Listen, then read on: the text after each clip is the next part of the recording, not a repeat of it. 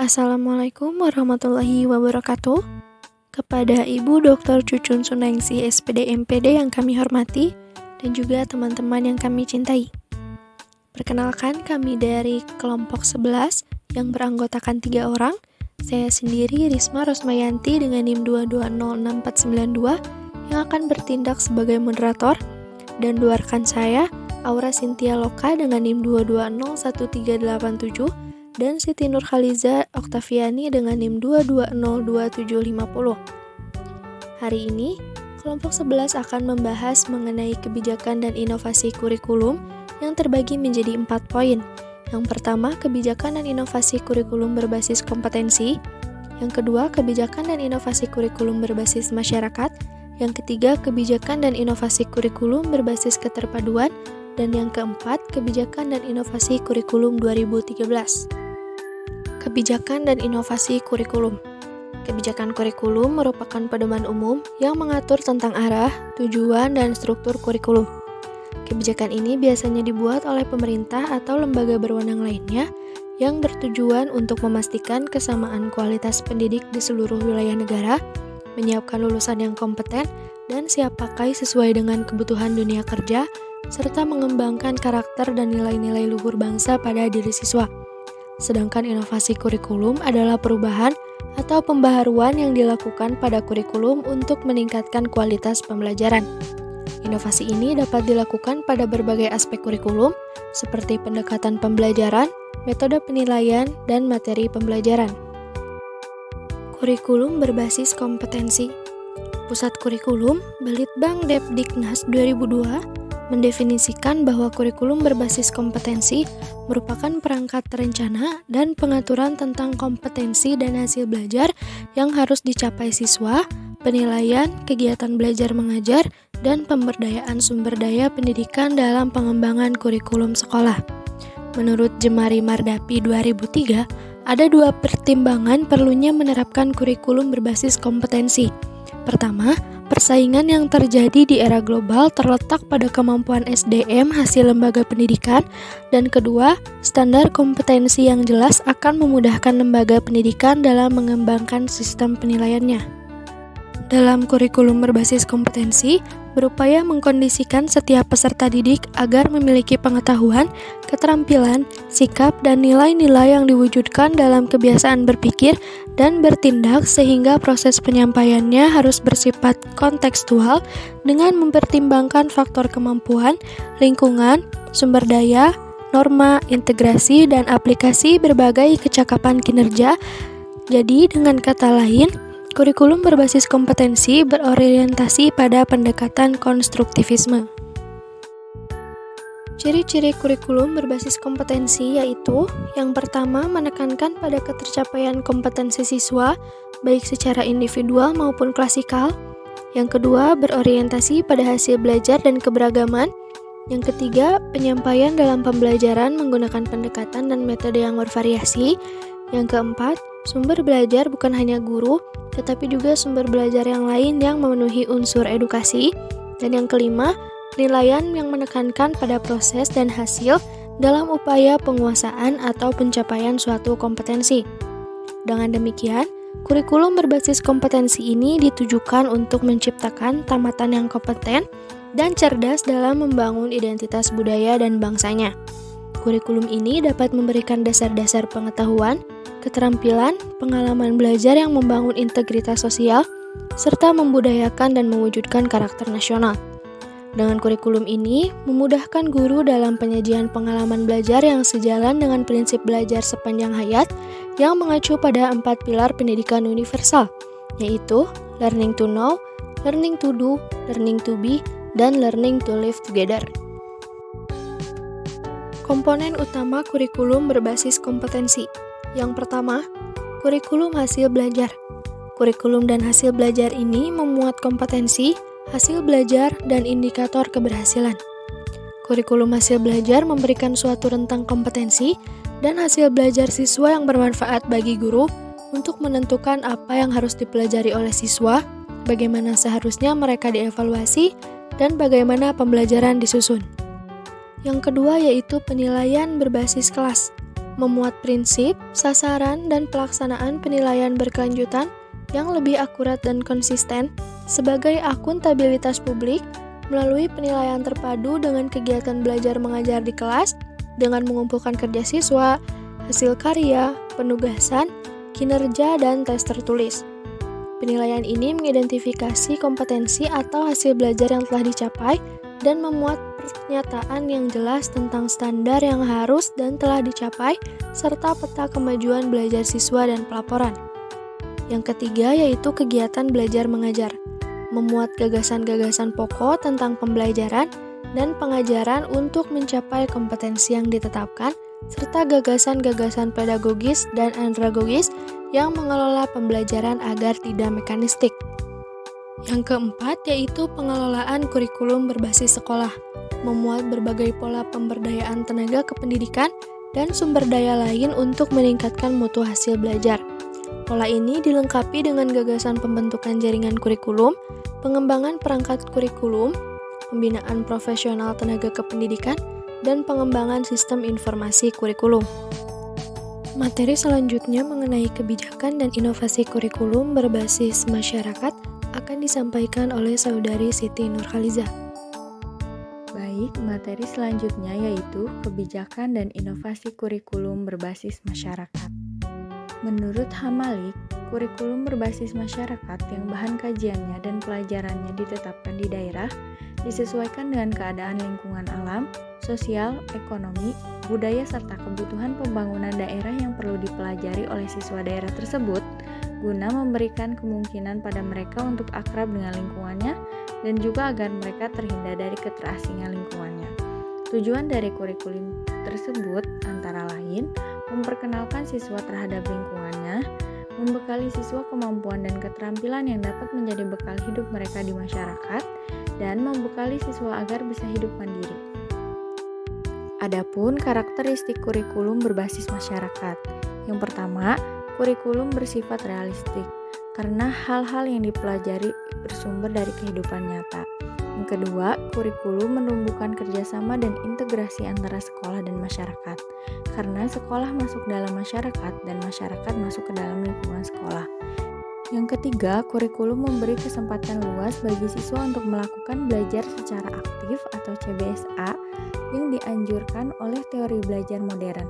Para siswa merencanakan sendiri, mencari informasi sendiri, melakukan kegiatan proyek sendiri, dan memecahkan berbagai masalah sendiri, baik melalui belajar individual maupun belajar kelompok.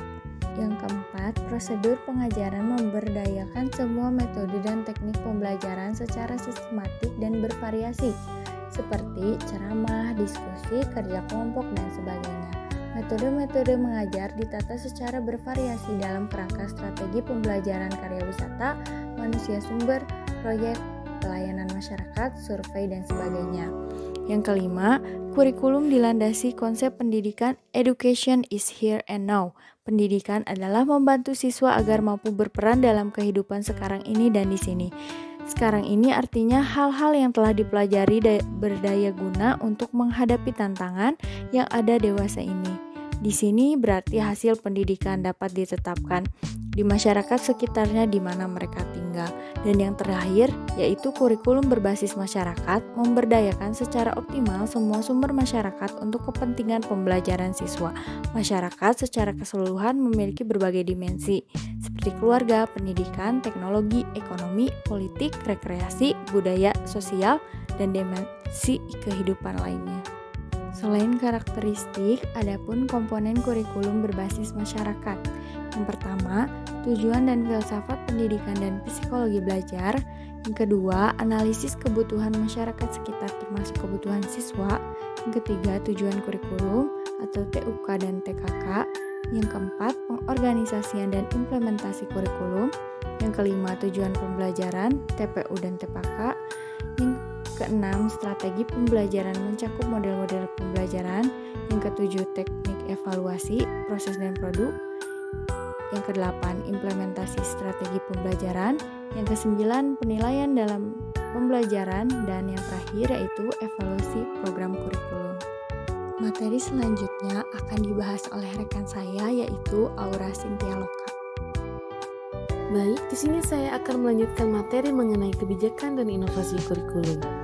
Jika sebelumnya rekan saya menjelaskan mengenai kebijakan dan inovasi kurikulum berbasis kompetensi dan masyarakat, di sini saya akan membahas kebijakan dan inovasi kurikulum berbasis keterpaduan dan kurikulum 2013. Baik, di sini saya akan menjelaskan terlebih dahulu mengenai kebijakan dan inovasi kurikulum berbasis keterpaduan. Adapun pengertian dari kebijakan dan inovasi kurikulum berbasis keterpaduan, yaitu kurikulum berbasis keterpaduan ialah suatu organisasi kurikulum secara terpadu, suatu bentuk kurikulum yang meniadakan batas-batas antara berbagai mata pelajaran dan menyajikan bahan pelajaran dalam bentuk unit atau keseluruhan. Kurikulum terpadu menyediakan kesempatan dan kemungkinan belajar bagi siswa. Kesempatan belajar tersebut dirancang dan dilaksanakan secara menyeluruh dengan mempertimbangkan hal-hal yang berpengaruh. Oleh karena itu, diperlukan pengaturan, kontrol, bimbingan agar proses belajar terarah ke tercapaian tujuan-tujuan kemampuan yang diharapkan. Kurikulum dirancang berdasarkan sistem keterpaduan yang mempertimbangkan komponen-komponen masukan, proses, dan produk secara seimbang dan setara.